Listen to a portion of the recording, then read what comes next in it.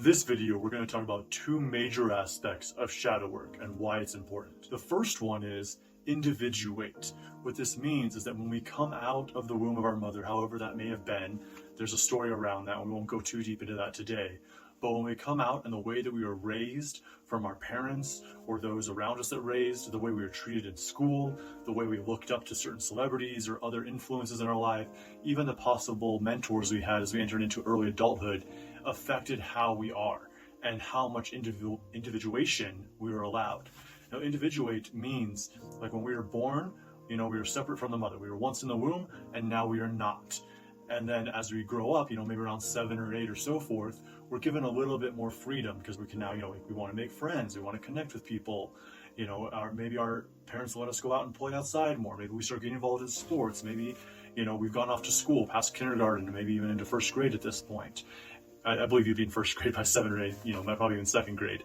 But depending on how our parents treated us during those first 7 to 8 years, and as well as how they treat us at that chakra point in life, switch into the next phase of life, depends on how we individuate ourselves as a human now. So like if our parents were super overbearing or super, motherly, like, oh, I can't trust you to be by yourself, or, oh, don't do that, you'll get hurt, or, oh, fear of this, or be afraid of that, or, oh, the world is so bad, or maybe they were really positive and really uplifting and they gave you a lot of positive re-encouragement and a lot of positive things in your life. Or maybe they were just absent, they weren't really around, maybe they just didn't give a care what you were into or what you were up to, and there might even been some emotional neglect there, or maybe there was physical abuse or mental abuse or emotional abuse. All of those form how we are later on in life. And so it depends on how much we're allowed to individuate ourselves at a young age and how much we're allowed to individuate ourselves throughout the time that we grew up affects us. And so we can ask ourselves, what is the story around that? How were my parents when I was a kid? How were my parents when I was a teenager? How did they handle my milestones that I achieved? How did they handle me branching out onto my own? How present were they? How non-present were they? Or how were other adults in my life? How were friends in my life? See, even when we go to school, especially those of us that went to public school, in elementary school and so forth, you're kind of taught, shut up, sit down, here's your lunch, here's the class, walk in a single file line. And then even in middle school or into high school, it's you must be at this place at this certain time, you must fit into this structure, don't ask questions, answer the questions that we give you, do the homework that you're assigned to, don't be a certain way, you must be this way to succeed in society. And I'm not saying all of that is negative or bad, but it plays a role as we're developing into that next phase of our growth and before the next chakra point. This is a different thing I can talk about if you'd like to see a video about the chakra points of life and how, like, from 0 to 7 we're in the root chakra, from 8 to 14 we're in the sacral chakra, and so forth. I'll make a video about that. Leave it in a comment down below. But moving into this form of shadow work and individuating ourselves really depends on how we were treated, how people taught us, and what we thought of ourselves, and whether the interests we had were our own or they were the interest of other friends, whether they were influenced by parents, maybe they were influenced by people we wanted to be, celebrities we liked. I remember getting really into metal and really enjoying it in my teenage years, and part of that had to do with my friends. It had to do with that my friends listened to metal, they liked Metallica, they liked Pantera, they liked Slayer, they liked Slipknot, and so I liked it. But also I really enjoyed it, and I enjoyed expressing myself. But I couldn't listen to that in my own home. If I brought that home to my super hardcore Christian parents and they heard it, they were like, what are you doing? You're listening to the devil's music. Now, they didn't quite call it that, but they'd say you're listening to depressing stuff. You're listening to stuff that makes you angry. No wonder you're rebelling. No wonder you're being the way you're being, and stuff like that. And so, I had to hide that aspect of myself. And so that creates a story within myself that I had to look at later in life and figure out why there's an aspect of me that shows up one way and shows up another way.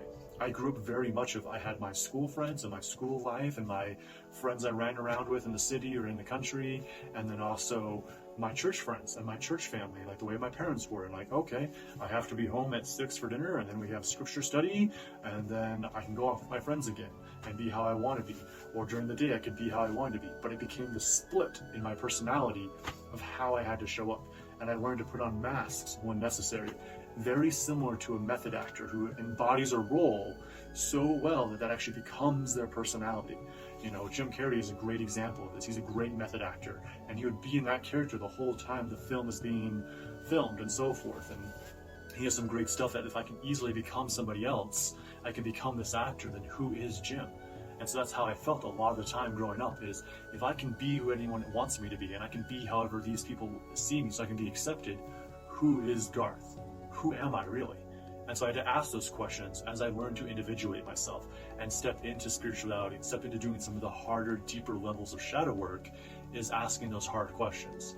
Now, also part of this, the second point that I wanted to bring up today about shadow work's a big topic, and there'll probably be a lot of videos as we go on about shadow work, but these two major points are the threshold of breaking in. There's some heavy things to look at. So there's stories involved around how we were raised and how much we got to individuate ourselves, and how much are we individuating ourselves now? How personal are we being with ourselves? The second one is accountability. How much accountability are we giving ourselves in our life? How much accountability are we owning up to? Are we playing victim, where we consistently say, oh, because my parents treated me this way, because I was raised this way, because this event happened to me that was traumatic, then I am this way. Because this person broke my heart, I can never trust again. Because this teacher yelled at me, I thought he hated kids, and so thus I can't trust male adults anymore. Or even the deeper, heavier things that happen to us, like sexual abuse or physical abuse or emotional abuse. We create a story about that, and we build walls around our heart, and then we live in those walls instead of living in our heart. Instead of being from the heart centered, we start living in those walls, and then those are our protection. They save us, but also they're false stories that may or may not be serving anymore.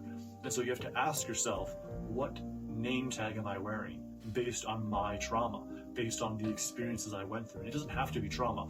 It could even be in sports or other great things. And not saying all sports teams are wonderful, but maybe you had a great coach that taught you how to be a man, or taught you how to be a good woman, taught you about how to show up and respect yourself. Still looking at that and going, is this part of my belief system? Is this who I am? But taking full accountability for, no matter what happened in the past, no matter what's happening now, and no matter what will happen in the future, it's never about the other person. It's only about myself and what I tell myself about that situation. Everything has the capital M meaning we give it, but true accountability is realizing you have the power to create anything. It's all on you. And whether or not your thought forms or the way you showed up rippled out and caused these things to happen to you or not isn't the point. It's taking accountability for how I will show up now.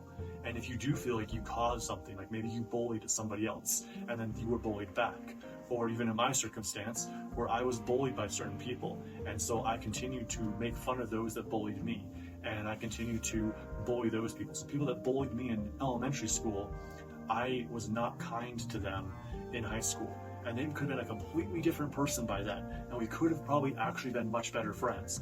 But because of the way they treated me when I was a kid, I didn't allow myself to fall into that trap again with them. I didn't allow them to treat me a certain way again, but I treated them the same way I felt they had treated me. So that's really my fault. That's taking accountability and realizing, oh, I might have had more friends with those people than I thought, or more in common with them if I would have allowed that. Now, I feel like I had plenty of friends in high school, and I had great people I bonded with.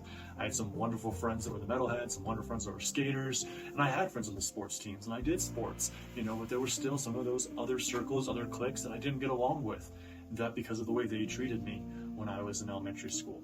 So that's just a small example, but looking at how we were able to individuate ourselves along our path of growing up, and taking accountability for what stories we've created about our circumstances, and taking a deeper awareness of that, and taking a deeper track of that, allows us to step into being a better version of ourselves, which is what shadow work is. It's peeling back the layers, looking at the shadow so we can step into being a lighter, brighter self, so we can actually walk in the way we want to and not be held down by the things that don't serve us in our lives.